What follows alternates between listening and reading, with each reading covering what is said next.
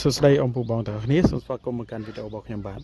ថ្ងៃនេះខ្ញុំមានវីដេអូមួយចែករំលែកតទៅជាមួយនឹងពិនិត្យទៅលើរោគសញ្ញានៃគូឈឺមិនចង់ស៊ីស្មៅអញ្ចឹងមានរោគសញ្ញាខ្លះអញ្ចឹងគឺទី1វានៅឈរស្ងៀមវាអត់មានធ្វើចលនាទេករណីពេលខ្លះទៀតគោរបស់យើងហ្នឹងវាបែកពពុះមាត់ឬក៏ឈានដល់ហៀទឹកភ្នែកឬក៏ពេលដេកឲ្យក្រោកអត់រួច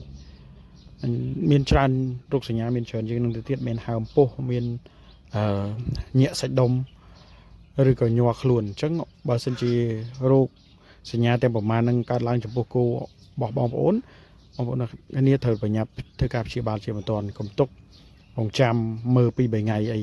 តែយើងមើលដល់3ថ្ងៃហ្នឹងឈានទៅដល់ជំងឺហ្នឹងកើតឡើងខ្លាំងធ្វើឲ្យមេរោគវាវាយលុកចូលក្នុងសារពាង្គកាយរបស់សត្វខ្លាំងអញ្ចឹងធ្វើឲ្យសត្វរបស់យើងងាយនឹងបាត់បង់ជីវិតដូច្នេះអ៊ំពូបងទាំងគ្នា